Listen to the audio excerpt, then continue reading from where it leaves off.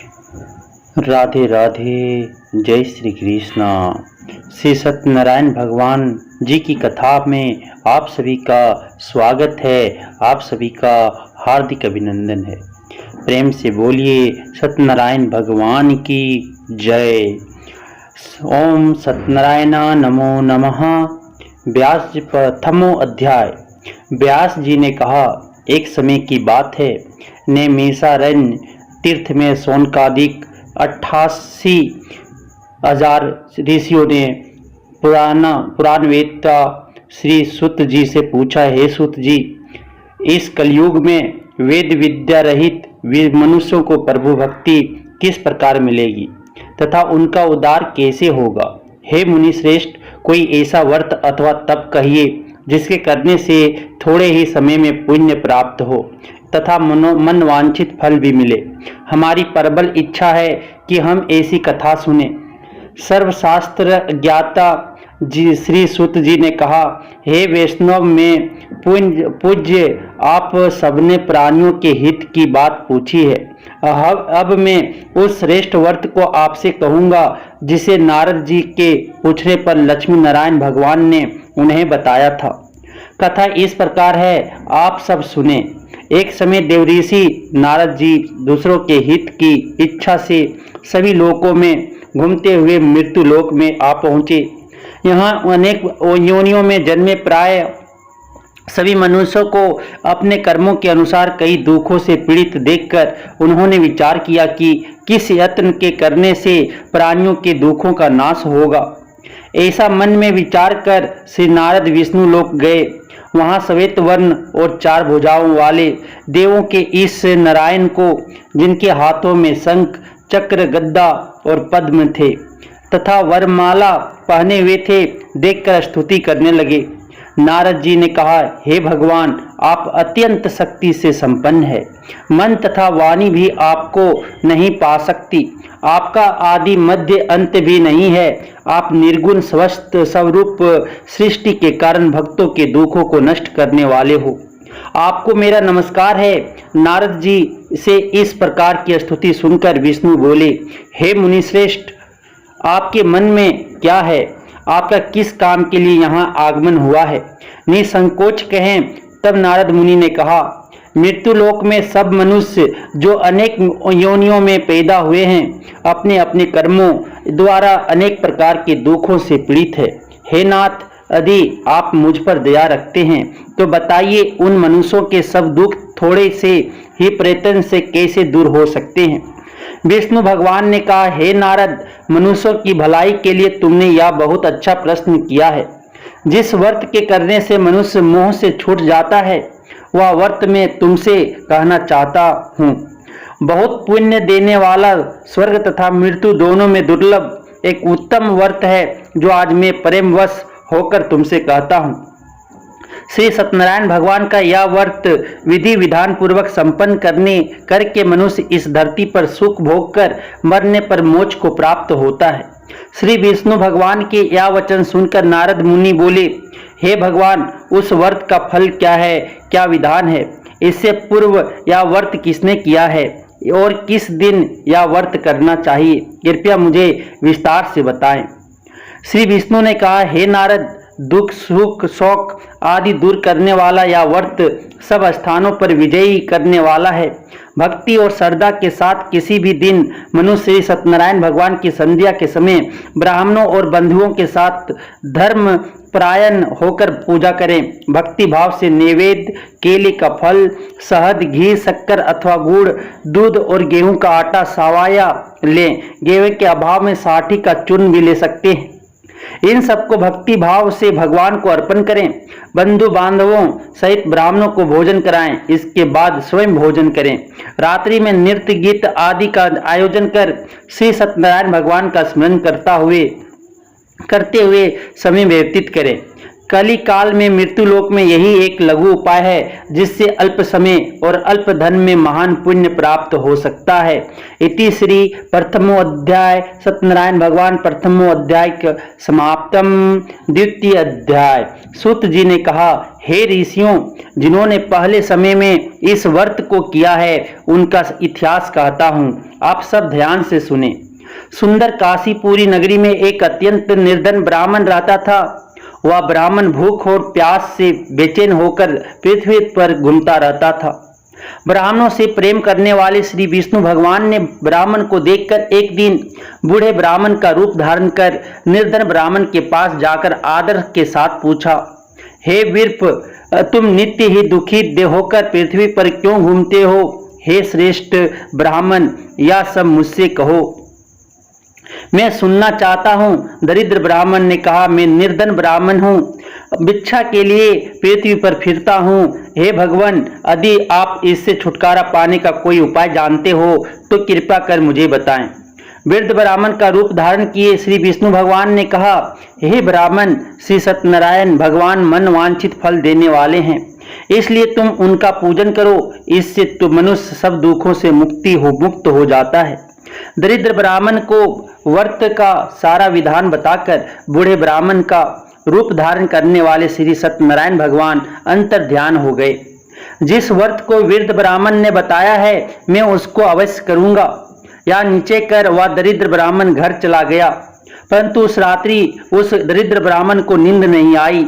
अगले दिन वह जल्दी उठा और श्री सत्यनारायण भगवान का व्रत करने का निश्चय कर भिक्षा मांगने के लिए चल दिया। उस दिन उसको भिक्षा में बहुत धन मिला, जिससे उसने पूजा का सामान खरीदा और घर आकर अपने बंधु बांधवों के साथ भगवान श्री सत्यनारायण का व्रत किया। इसके करने से वह दरिद्र ब्राह्मण सब दुखों से छूटकर अनेक प्रकार की संपत्तियों से युक्त हो गया। तभी से वह विप्र हर मास व्रत करने लगा। इसी प्रकार सत्यनारायण भगवान के व्रत को जो शास्त्र विधि के अनुसार करेगा, वह सब पापों से छूटकर मोक्ष को प्राप्त होगा। आगे जो मनुष्य पृथ्वी पर श्री सत्यनारायण भगवान का व्रत करेगा, वह सब दुखों से छूट जाएगा। इस तरह नारद जी से सत्यनारायण भगवान का कहा हुआ व्रत मैंने तुमसे कहा। हे विप्रों, अब आप और क्या सुनना चाहते हैं, मुझे बताएं। ऋषियों ने कहा, हे मुनीश्वर, संसार में इस विप्र से सुनकर किस किस ने इस व्रत को किया, यह हम सब सुनना चाहते हैं। इसके लिए हमारे मन में श्रद्धा है। श्री सूत जी ने कहा, हे मुनियों, जिस जिस प्राणी ने इस व्रत को किया है उन सब की कथा सुनो। एक समय वह ब्राह्मण धन और ऐश्वर्य के अनुसार बंधु बांधवों के साथ अपने घर पर व्रत कर रहा था। उसी समय एक लकड़ी बेचने वाला बूढ़ा व्यक्ति वहां आया। उसने सिर पर रखा लकड़ियों का गट्ठर बाहर रख दिया और विप्र के मकान में चला गया। प्यास से व्याकुल लकड़हारे ने विप्र को व्रत करते देखा। वह प्यास को भूल गया। उसने उस विप्र को नमस्कार किया और पूछा, हे विप्र, आप या किसका पूजन कर रहे हैं? इस व्रत से आपको क्या फल मिलता है, कृपया करके मुझे बताएं। ब्राह्मण ने कहा, सब मनोकामनाओं को पूरा करने वाला या श्री सत्यनारायण भगवान का व्रत है। इनकी ही कृपा से मेरे यहाँ धन धान्य आदि की वृद्धि हुई। विप्र से इस व्रत के बारे में जानकर लकड़हारा बहुत खुश हुआ। भगवान का चरण अमृत ले और भोजन करने के बाद वह अपने घर को चला गया। अगले दिन लकड़हारे ने अपने मन में संकल्प किया कि आज ग्राम में लकड़ी बेचने से जो धन मिलेगा उसी से भगवान सत्यनारायण का उत्तम व्रत करूंगा। मन में ऐसा विचार कर वह लकड़हारा लकड़ियां का गट्ठर अपने सिर पर रखकर जिस नगर में धनवान लोग रहते थे वहां गया। उस दिन उसे उन लकड़ियों के चौगुने दाम मिले। वह बूढ़ा लकड़हारा अति खुश होकर पक्के केले, शक्कर, शहद, घी, दूध, दही और गेहूं का चूर्ण इत्यादि श्री सत्यनारायण भगवान के व्रत की सभी सामग्री लेकर अपने घर आ गया। फिर उसने अपने बंधु बांधवों को बुलाकर विधि विधान के साथ भगवान का पूजन और व्रत किया। उस व्रत के प्रभाव से वह बूढ़ा लकड़हारा धन पुत्र आदि से युक्त हुआ और संसार के समस्त सुख भोग कर बैंकुट को चला गया। इति श्री द्वितीय अध्याय समाप्तम। तृतीय अध्याय। श्री सूत जी ने कहा, हे श्रेष्ठ मुनियों, अब एक और कथा कहता हूँ। पूर्व काल में उल्का मुख नामक एक बुद्धिमान राजा था। वह सत्यवक्ता और जितेंद्रिय था। प्रतिदिन देवस्थानों पर जाता था, गरीबों को धन देकर उनके कष्ट दूर करता था। उसकी पत्नी सुंदर और सती साध्वी थी। भद्रशिला नदी के तट पर उन दोनों ने श्री सत्यनारायण भगवान का व्रत किया। उस समय वहां साधु नामक एक वेश्य आया। उसके पास व्यापार के लिए बहुत सा धन था। राजा को व्रत करते देख उसने विनय के साथ पूछा, हे राजन, भक्ति युक्त चित्त से यह आप क्या कर रहे हैं? मेरी सुनने की इच्छा है, कृपया आप मुझे भी बताइए।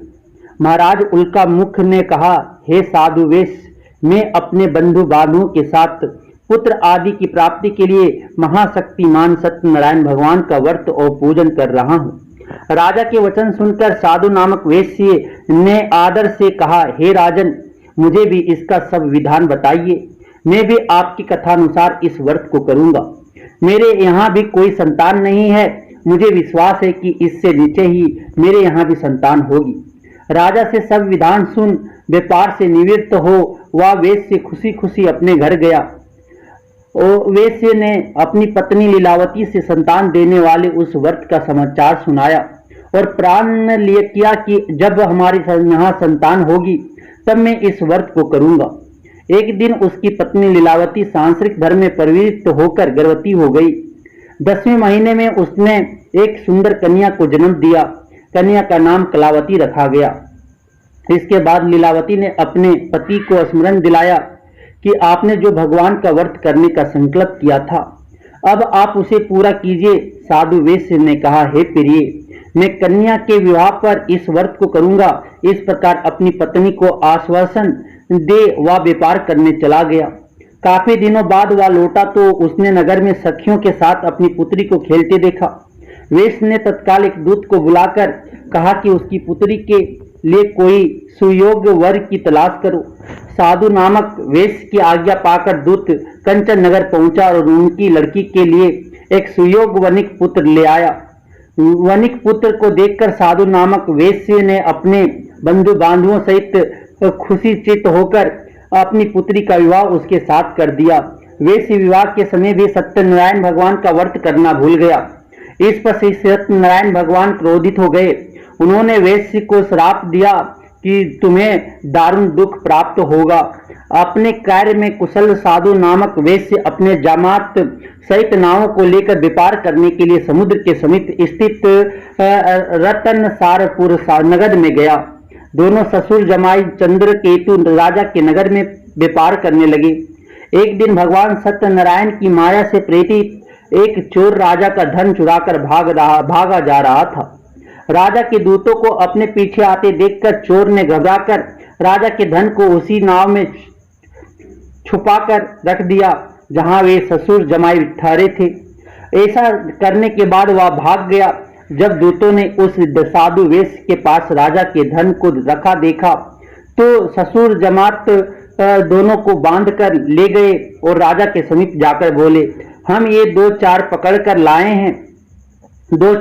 लाए हैं, कृपया बताएं कि मैं क्या सजा दी जाए। राजा ने बिना उन दोनों की बातें सुने ही उन्हें कारागार में डालने की आज्ञा दे दी। इस प्रकार राजा की आज्ञा से उनको कठिन कारावास में डाला दिया गया तथा उनका धन भी छीन लिया गया। सत्यनारायण भगवान के श्राप के कारण साधु वेश्य की पत्नी लीलावती और पुत्री कलावती भी घर पर बहुत दुखी हुई। उनके घरों में रखा धन चोर ले गए। एक दिन शारीरिक और मानसिक पीड़ा तथा भूख प्यास से अति दुखित हो भोजन की चिंता में कलावती एक ब्राह्मण के घर गई। उसने ब्राह्मण को श्री सत्यनारायण भगवान का व्रत करते देखा। उसने कथा सुनी तथा प्रसाद ग्रहण कर रात को घर आई। माता ने कलावती से पूछा, हे पुत्री, तू अब तक कहाँ रही और तेरे मन में क्या है? कलावती बोली, हे माता, मैंने एक ब्राह्मण के घर श्री सत्यनारायण भगवान का व्रत होते देखा है। कलावती के वचन सुनकर लीलावती ने सत्यनारायण भगवान के पूजन की तैयारी की। उसने परिवार और बंधुओं सहित श्री सत्यनारायण भगवान का पूजन और व्रत किया और वर मांगा कि मेरे पति और दामाद शीघ्र ही घर वापस लौट आए। साथ ही भगवान से प्रार्थना की कि हम सबका अपराध क्षमा करो। श्री सत्यनारायण भगवान इस व्रत से संतुष्ट हो गए। उन्होंने राजा चंद्रकेतु को स्वप्न में दर्शन देकर कहा, हे राजन, जिस दोनों वेश्यों को तुमने बंदी बनाया रखा है वे निर्दोष हैं, उन्हें प्रातः ही छोड़ दो, अन्यथा मैं तेरा धन, राज्य, पुत्र आदि सब नष्ट कर दूंगा। राजा से ऐसे वचन कहकर भगवान अंतर ध्यान हो गए। प्रातःकाल राजा चंद्रकेतु ने सभा में सबको अपना स्वप्न सुनाया और सैनिकों को आज्ञा दी कि दोनों वणिक पुत्रों को कैद से मुक्त कर सभा में लाया जाए। दोनों ने आते ही राजा को प्रणाम किया। राजा ने उनसे कहा, हे महानुभावों, तुम्हें भाविवश ऐसा कठिन दुख प्राप्त हुआ है, अब तुम्हें कोई भय नहीं है, तुम मुक्त हो। ऐसा कहकर राजा ने उनको नए नए वस्त्र भूषण पहनवाए तथा उनका जितना धन लिया था उससे दो गुना लौटाकर आदर से विदा किया। दोनों वैश्य अपने घर को चल दिए। इति श्री तृतीय अध्याय समाप्तम। चतुर्थ अध्याय। श्री सूत जी ने आगे कहा, वैश्य और उसके जमाई ने मंगलाचार करके यात्रा आराम की और अपने नगर की ओर चल पड़े। उनके थोड़ी दूर आगे बढ़ने पर दंडी वेशधारी श्री सत्यनारायण भगवान ने उससे पूछा, हे साधु, तेरी नाव में क्या है? अभिमानी वणिक हंसता हुआ बोला, हे दंडी, आप क्यों पूछते हैं? क्या धन लेने की इच्छा है? मेरी नाव में तो बेल और पत्ते भरे हैं। वेश का कठोर वचन सुनकर दंडी वेशधारी श्री सत्यनारायण भगवान ने कहा, तुम्हारा वचन सत्य हो। ऐसा कहकर वे वहां से कुछ दूर जाकर समुद्र के किनारे बैठ गए। दंडी महाराज के जाने के बाद वेश ने नित्य क्रिया से निवृत्त होने के बाद नाव को ऊंची उठी देखकर अचंभा किया तथा नाव में बेल पत्ते आदि देखकर मूर्छित हो जमीन पर गिर पड़ा। मूर्छा खुलने पर अत्यंत शोक प्रकट करने लगा। तब उसके जमात ने कहा, आप शोक ना करें, यह दंडी महाराज का श्राप है, अतः उनकी शरण में ही चलना चाहिए, तभी हमारा मनोकामना पूरी होगी। जमात के वचन सुनकर वह साधु नामक वैश्य दंडी महाराज के पास पहुंचा और भक्ति भाव से प्रणाम करके बोला, मैंने जो आपसे असत्य वचन कहे थे उसके लिए मुझे क्षमा करें। ऐसा कहकर वैश्य रोने लगा। तब दंडी भगवान बोले, हे वणिक पुत्र, मेरी आज्ञा से तुझे बार बार दुख प्राप्त हुआ है, तू मेरी पूजा से विमुख हुआ है। साधु नामक वैश्य ने कहा, हे भगवान, आपकी माया से ब्रह्मा आदि देवता भी आपके रूप को नहीं जान पाते, तब मैं आज्ञानी भला कैसे जान सकता हूँ? आप प्रसन्न होइए, खुश होइए, मैं अपनी सामर्थ्य के अनुसार आपकी पूजा करूंगा। मेरी रक्षा करो और पहले के समान मेरी नौका को धन से पूर्ण कर दो। उसके भक्ति युक्त वचन सुनकर श्री सत्यनारायण भगवान खुश हो गए और उसकी इच्छा अनुसार वर देकर अंतर ध्यान हो गए। तब ससुर और जमात दोनों ने नाव पर आकर देखा कि नाव धन से परिपूर्ण है।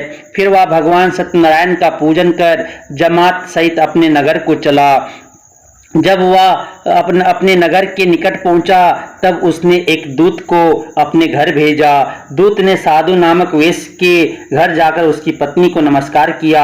कहा, आपके पति अपने दामाद सहित इस नगर के समीप आ गए हैं। लीलावती और उसकी कन्या कलावती उस समय भगवान का पूजन कर रही थी। दूत का वचन सुनकर साधु की पत्नी ने बड़े हर्ष के साथ सत्यदेव का पूजन पूर्ण किया और अपनी पुत्री से कहा, मैं अपनी पति के दर्शन को जाती हूँ, तो कार्य पूर्ण करके शीघ्र आ जाना। परंतु कलावती पूजन एवं प्रसाद छोड़कर अपने पति के दर्शनों के लिए चली गई। प्रसाद की आज्ञा के कारण सत्यदेव रुष्ट हो गए। फलस्वरूप उन्होंने उसके पति को नाव सहित पानी में डुबो दिया।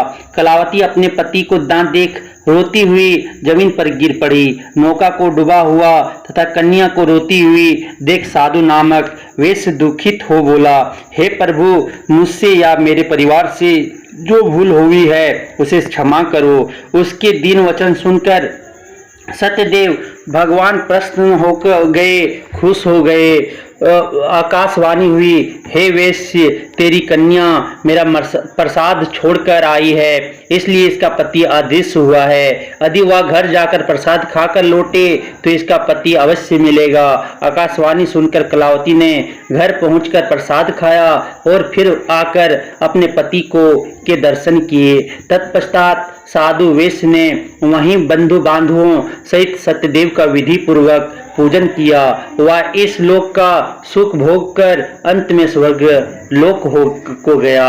इति श्री चतुर्थ अध्याय समाप्तम। पंचम अध्याय। श्री सूत जी ने आगे कहा, हे ऋषियों, मैं एक और भी कथा कहता हूँ, उसे भी सुनो। प्रजापालन में लीन तुंगध्वज नाम का एक राजा था। उसने भगवान सत्यदेव का प्रसाद त्याग कर बहुत दुख पाया। एक समय राजा वन में वन्य पशुओं को मारकर बड़ के वृक्ष के नीचे आया।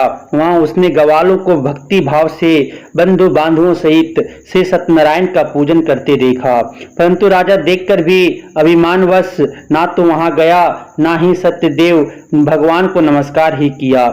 जब ग्वालों ने भगवान का प्रसाद उनके सामने रखा तो वह प्रसाद त्याग कर अपने नगर को चला गया।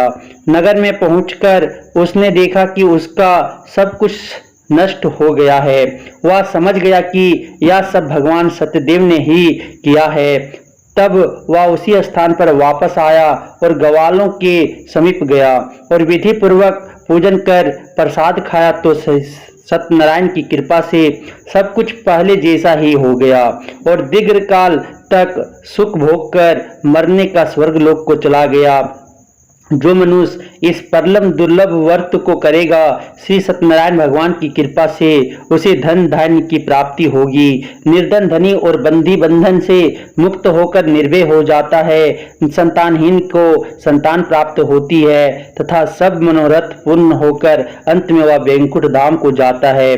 जिन्होंने पहले इस व्रत को किया, अब उनके दूसरे जन्म की कथा भी सुनिए। सत्यानंद नामक ब्राह्मण ने सुदामा के रूप में जन्म लेकर श्री कृष्ण की भक्ति कर मोक्ष प्राप्त किया। उल्का मुख नामक के महाराज राजा दशरथ बने और श्री रंगनाथ का पूजन कर वैकुंठ को प्राप्त हुए। साधु नाम के वेश ने धर्मात्मा और सत्य प्रतिज्ञ राजा मोरध्वज बनकर अपनी देह को आरे से चीरकर दान करके मोक्ष को प्राप्त हुआ। महाराज तुंगध्वज स्वयंभू मनु हुए। उन्होंने बहुत से लोगों को भगवान की भक्ति में लीन कर मोक्ष प्राप्त किया। लकड़हारा भील अगले जन्म में गु नामक निषाद राजा हुआ, जिसने भगवान राम के चरणों की सेवा कर मोक्ष प्राप्त किया। इति श्री पंचम अध्याय समाप्तम। ओम जय। प्रेम से बोलिए सत्यनारायण भगवान की जय। आरती। श्री सत्यनारायण जी की आरती।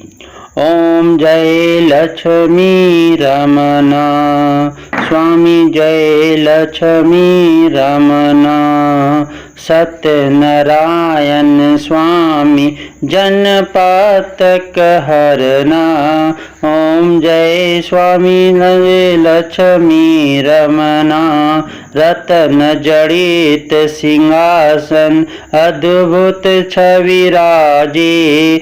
स्वामी अद्भुत छवि राजे, नारद करत निराजन घंटावन बाजे। ओम जय स्वामी लक्ष्मी रमणा, परकट भय काली करन, दिवज को दरस दियो। स्वामी दिवज को दरस दियो, बूढ़ो ब्राह्मण बन कर कंचन महल कियो।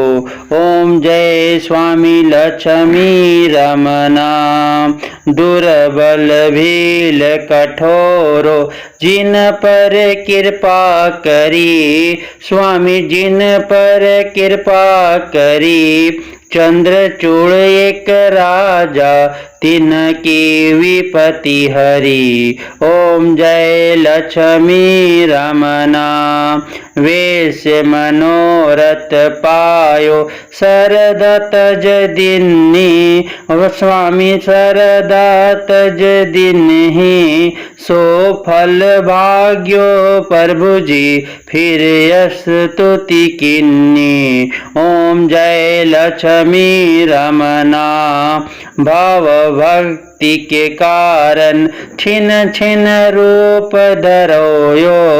स्वामी छिन छिन रूप धरोयो, सरदा धारण किन्ही तिनको काज सरो। ओम जय लक्ष्मी रमणा, ग्वाल बाल संग राजा बन में भक्ति करे। स्वामी बन में भक्ति भक्ति करी, मन वांछित फल दिन हो, दिन दयालु हरि। ओम जय लक्ष्मी रमना। चढ़त प्रसाद सवायो, कदली फल मेवा, स्वामी कदली फल मेवा।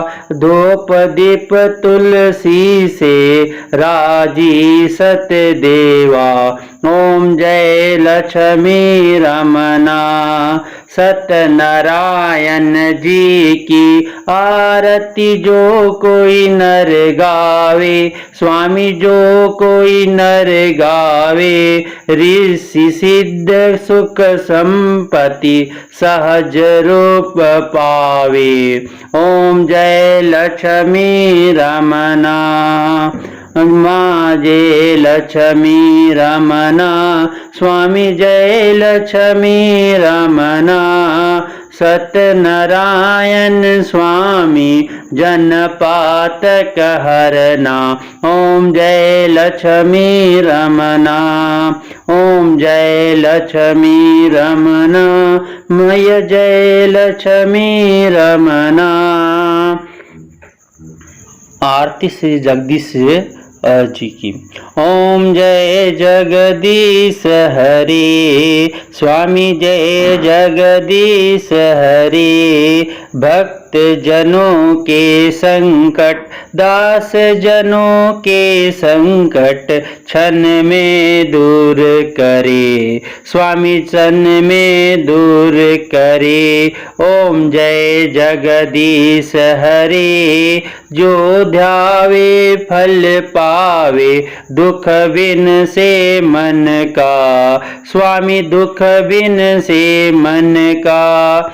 सुख संपत्ति घर आवे, सुख संपत्ति घर आवे, कष्ट मिटे तन का।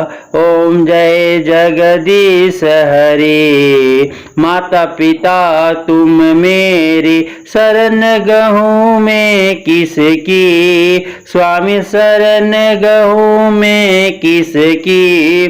तुम बिन और ना दूजा, तुम बिन और ना दूजा, आस करूँ मैं जिसकी। ओम जय जगदीश हरि।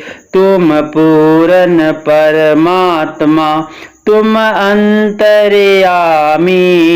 स्वामी तुम अंतर्यामी। पार ब्रह्म परमेश्वर, पार ब्रह्म परमेश्वर, तुम सबके स्वामी। ओम जय जगदीश हरि। तुम करुणा के सागर, तुम पालन करता, स्वामी तुम पालन करता। मैं मूर्ख फल कामी, मैं सेवक तुम स्वामी, कृपा करो भरता। ओम जय जगदीश हरि। तुम हो एक गोचर, सबके प्राणपति, स्वामी सबके प्राणपति। किस विधि मिलूं दया में, किस विधि मिलूं दया में, तुमको मैं कुमति। ओम जय जगदीश हरि। दीन बंधु दुख हरता, ठाकुर तुम मेरे, स्वामी रक्षक तुम मेरे।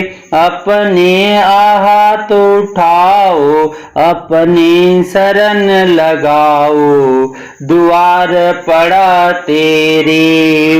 ओम जय जगदीश हरि। विषय विकार मिटाओ, पाप हरो देवा। सरदा भक्ति बढ़ाओ, सरदा भक्ति बढ़ाओ, संतन की सेवा।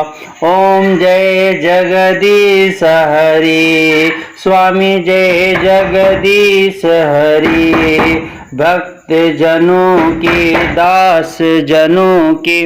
ओम जय जगदीश हरे, स्वामी जय जगदीश हरे।